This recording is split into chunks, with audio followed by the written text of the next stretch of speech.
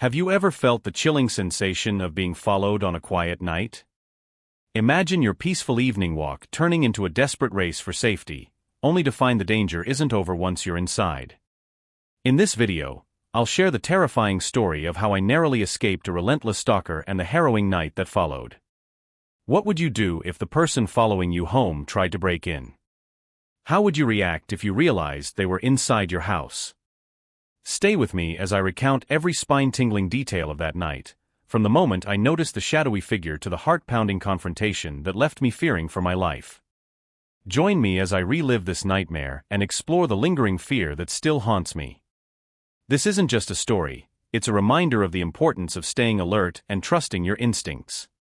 Let's dive into the harrowing events that changed my life forever. It was a quiet evening, and as usual, I decided to take my dog Max for a walk. Max is a big, friendly pit bull, and our evening walks were something we both enjoyed. The air was cool, and the streetlights cast a warm glow on the nearly empty sidewalks. The neighborhood was peaceful, and I felt a sense of calm as we walked down the familiar route. We had been walking for about 10 minutes when I first noticed him. A man, dressed in white, standing a little way down the street. He seemed to be looking in my direction, but I couldn't be sure. I shrugged it off, thinking he was just another passerby, and continued walking. Max trotted along happily beside me, his tail wagging. We turned a corner, and I glanced back, noticing that the man was now walking too. He was keeping a regular distance, not too close, but enough to make me feel uneasy. I told myself it was just a coincidence, but a part of me started to feel anxious. As we walked further, I kept glancing over my shoulder. The man was still there, always at the same distance. My heart began to race a little. The street was almost empty, with only a few houses with their lights on. The calmness I felt at the beginning of the walk was slowly turning into a sense of dread. I tried to focus on Max, who was now sniffing around a tree, completely unaware of my growing fear. I thought about turning around and heading home, but I didn't want to show that I was scared. Instead, I decided to pick up the pace, hoping to lose the man if he was indeed following me. After a few more minutes, I realized the man had also sped up. He was still maintaining that regular distance, but his steps were quicker now. My mind was racing with thoughts. Who was he? Why was he following me? I tried to stay calm, but it was getting harder with each passing minute. Max seemed to sense my unease and started to stay closer to me. We were about 3 blocks from my house, and I decided it was time to head back. I turned around and started walking towards home, trying to act normal. The man did the same. He was definitely following me now. I took a deep breath and quickened my pace again. The man matched my speed, and the distance between us began to shrink. He was now only about 5 or 6 meters behind me. I could hear his footsteps echoing in the quiet street. My heart was pounding, and I felt a knot of fear tighten in my stomach. As I got closer to home, I could see the porch light shining, a beacon of safety. I kept looking back, and the man was now just a few meters away.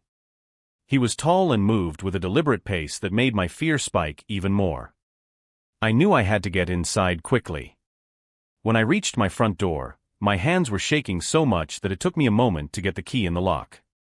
I glanced back one last time. The man was now just a meter away. Panic surged through me, and I finally managed to unlock the door. I pushed it open and hurried inside with Max. I slammed the door shut and locked it, my heart racing. I pressed my back against the door, trying to catch my breath. The house was silent, but my mind was still filled with the sound of those footsteps behind me. I didn't know what the man wanted or why he had followed me, but I was just relieved to be inside and safe. Or so I thought. As I walked down the quiet street, the man continued to follow me at a steady distance. My anxiety grew with each step. I kept telling myself it was just a coincidence, but deep down, I knew something was wrong. Every time I looked back, he was there, always the same distance behind me. It felt like a bad dream that I couldn't wake up from. Max, my dog, seemed oblivious to my fear. He trotted along happily, occasionally stopping to sniff at a bush or tree. His calmness was a small comfort, but it didn't do much to ease my growing panic. I tried to keep my pace normal, not wanting to show any signs of fear, but it was getting harder with each passing minute. Then, the man started to speed up. It was subtle at first, but I noticed it. He was getting closer, and my heart started to race even faster. I could hear his footsteps getting louder, echoing in the stillness of the night. My mind raced with thoughts of what he might want, what he might do. I decided it was time to head back home. I turned around and started walking in the direction of my house, trying to act casual. But my heart was pounding so hard, I felt like it might burst out of my chest. The man turned around too, still following me. He was only a few meters behind now, and the distance between us was shrinking. I quickened my pace, hoping to put some distance between us. Max sensed my urgency and started to move faster too. But no matter how much I sped up, the man matched my pace. He was now just a few steps behind me, and I could feel his presence looming closer. Panic surged through me. I was so close to home, but it felt like it was miles away.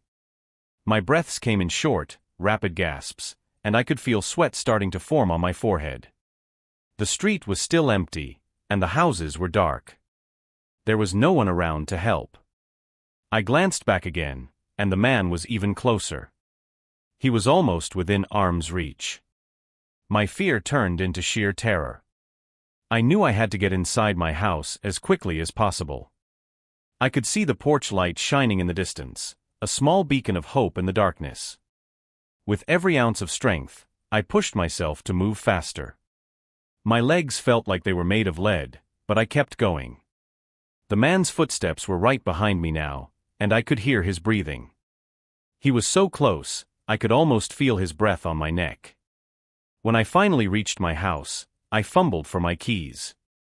My hands were shaking so much that it took several tries to get the key into the lock.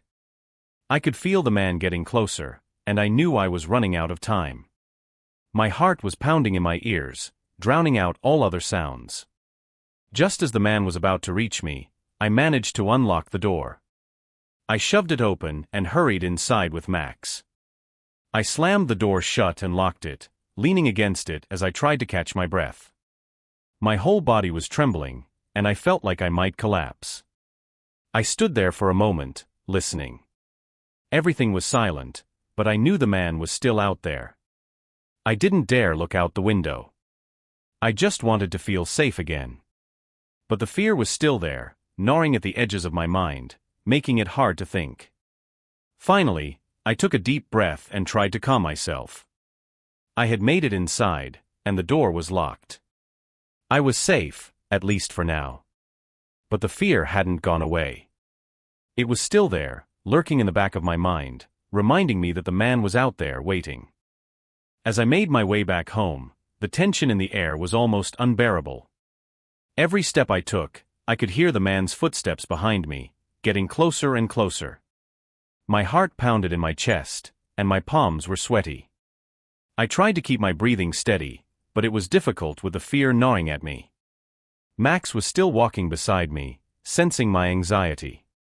He looked up at me with concern in his eyes, but there was nothing he could do to help.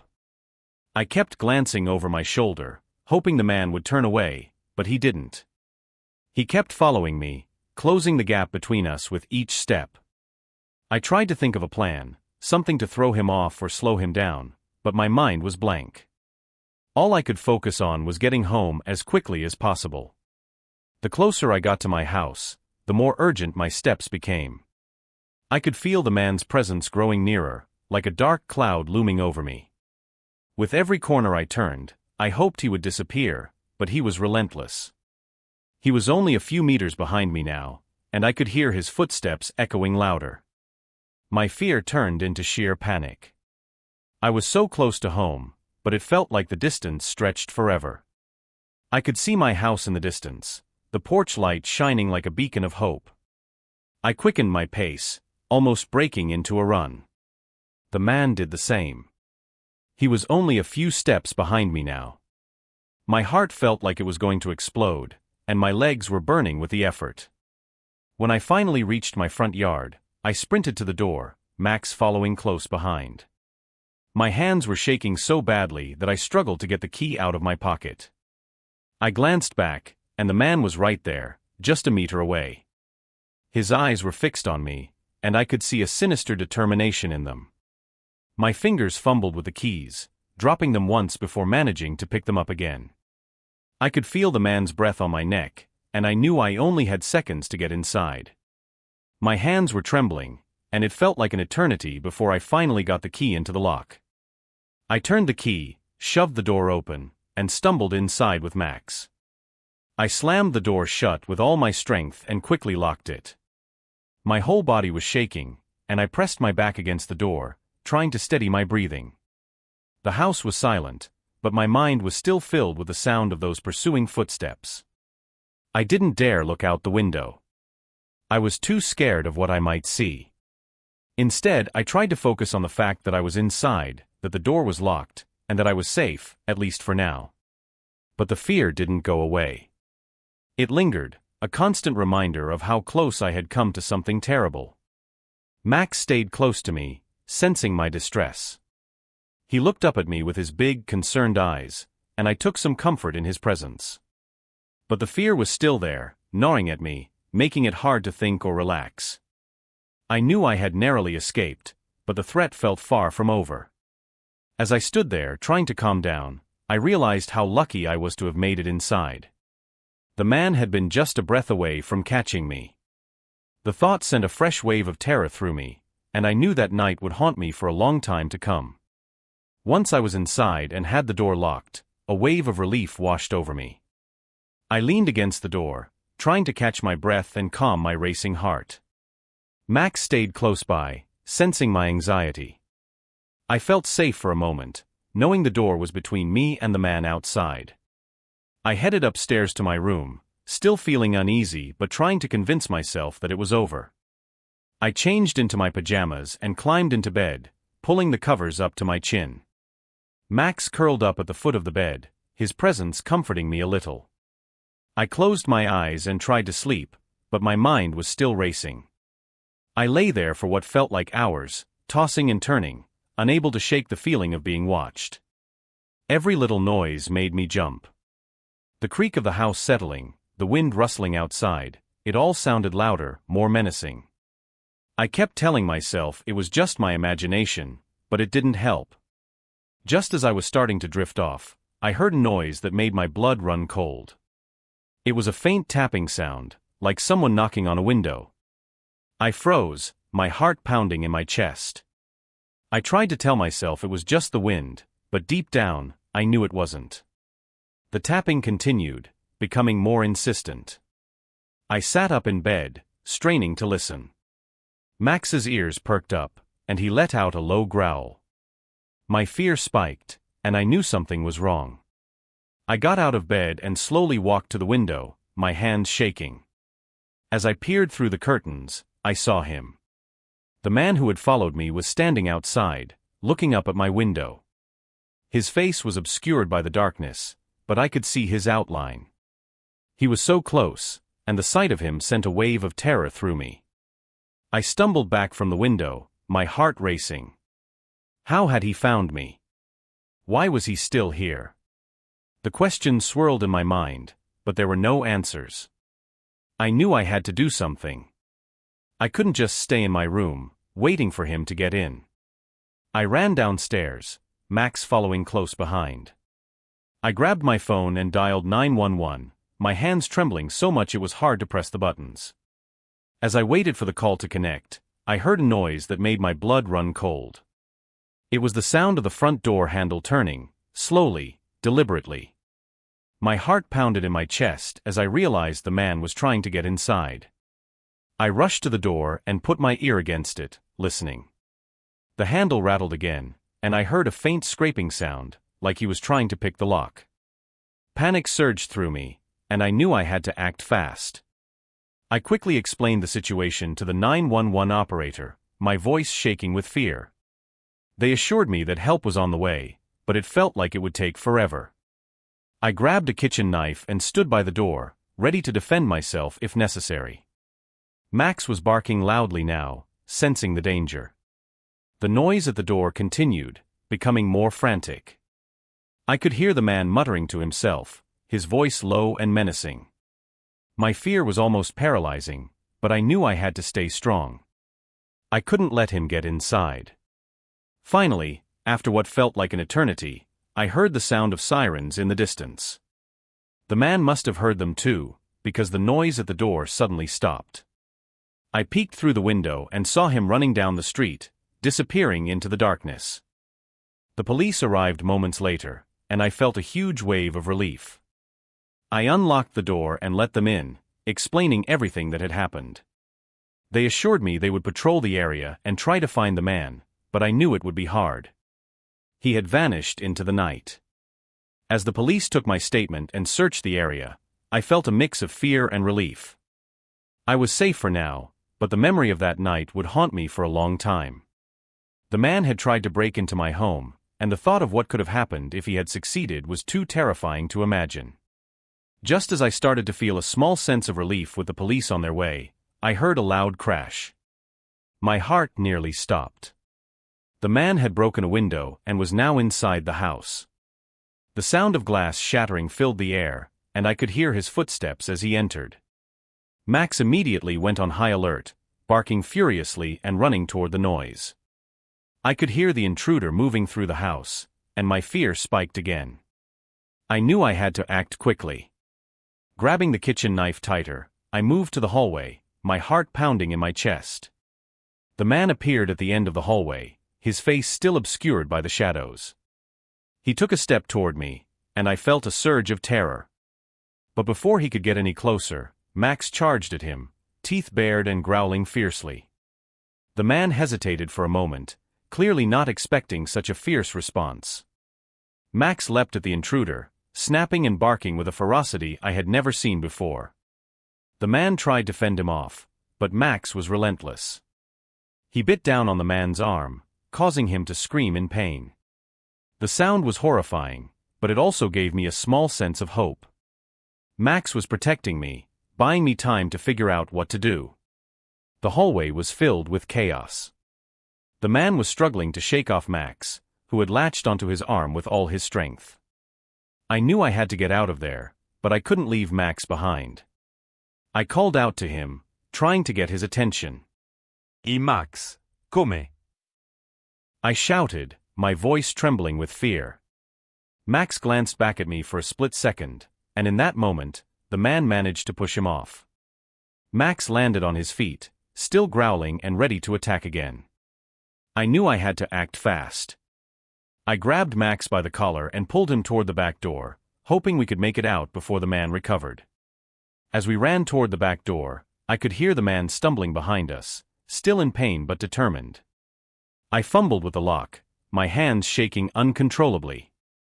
Finally, I got the door open, and we burst out into the backyard. The cold night air hit me like a slap in the face, but I didn't stop. We had to get to safety. Max and I sprinted across the yard, heading for the gate that led to the street. I could hear the man behind us, his footsteps heavy and unsteady. My heart was racing, and my mind was a blur of fear and adrenaline. I just kept running, praying that we would make it. As we reached the gate, I heard sirens blaring nearby. The police were close.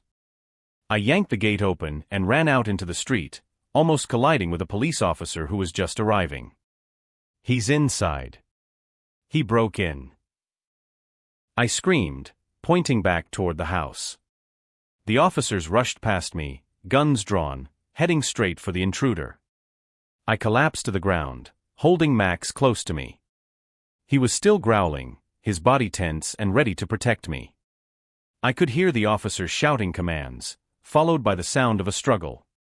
Minutes later, the police had the man in handcuffs. They led him out of the house, and I could see the anger and fear in his eyes as they pushed him into the back of a squad car. The sight of him finally being taken away brought a wave of relief, but I was still shaking from the adrenaline and fear. The officers checked on me and Max, making sure we were okay. They praised Max for his bravery, and I felt a surge of pride for my loyal dog. He had saved me from a terrifying situation, and I knew I owed him everything. The thought of what could have happened without him was too much to bear. As the police finished up and the street quieted down, I hugged Max tightly, feeling grateful for his protection.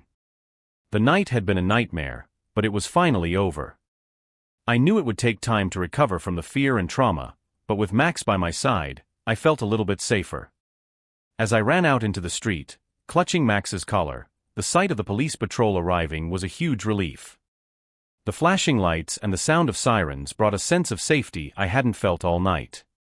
I watched as the officers rushed past me and into the house, their shouts filling the air. One of the officers stayed with me, asking if I was okay. I could barely speak, my breath coming in ragged gasps. I managed to explain what had happened, how the man had followed me home and broken in. The officer reassured me, saying they would handle everything and that I was safe now. It turned out that my neighbor had seen the man trying to break into my house and had called the police. Their quick thinking and action had probably saved my life. As I sat on the curb, trying to calm down, I felt a wave of gratitude for their intervention. Without them, I didn't know what might have happened. After a few minutes, the police led the man out of my house in handcuffs. He looked disheveled and furious, but he couldn't do anything now. Seeing him being taken away was a huge relief, but I still felt a lingering fear. The reality of how close I had come to being harmed was sinking in. The officers took my statement and praised Max for his bravery. They said he had done an amazing job protecting me. I hugged Max tightly, feeling a deep sense of gratitude for my loyal dog. He had been fearless, and without him, things could have turned out very differently. As the police wrapped up their work and the street quieted down, I started to reflect on the night's events. It had been one of the most terrifying experiences of my life. The fear and adrenaline were still coursing through me, and I knew it would take time to feel normal again. I thanked my neighbors for their quick action and support. They had been a crucial part of my narrow escape. We talked for a bit, and their presence helped calm me down a little. Knowing I had such good people living nearby made me feel a bit safer. That night, I didn't sleep much.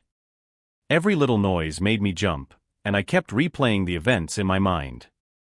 The thought of the man breaking in, the struggle with Max, and the police arriving, it all felt like a bad dream. But it was real, and it had changed the way I saw my home and my safety. In the days that followed, I took extra precautions to make sure my house was secure. I installed better locks, added security cameras, and even got a security system. The lingering fear was always there, reminding me of how vulnerable I had been. Max stayed close to me, his presence a constant comfort.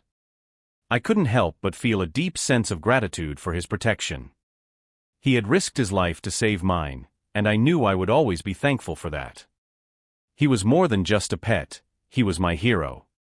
Reflecting on the experience, I realized how important it is to be aware of your surroundings and to trust your instincts. If I hadn't listened to my gut and hurried home, things could have been much worse. It was a hard lesson to learn, but one that I wouldn't forget. Even though the man was arrested and taken away, the fear still lingered. It would take time to feel truly safe again. But with Max by my side and the support of my neighbors, I knew I could face whatever came next. I was more cautious now, but also more resilient. I had faced my worst fear and come out stronger on the other side.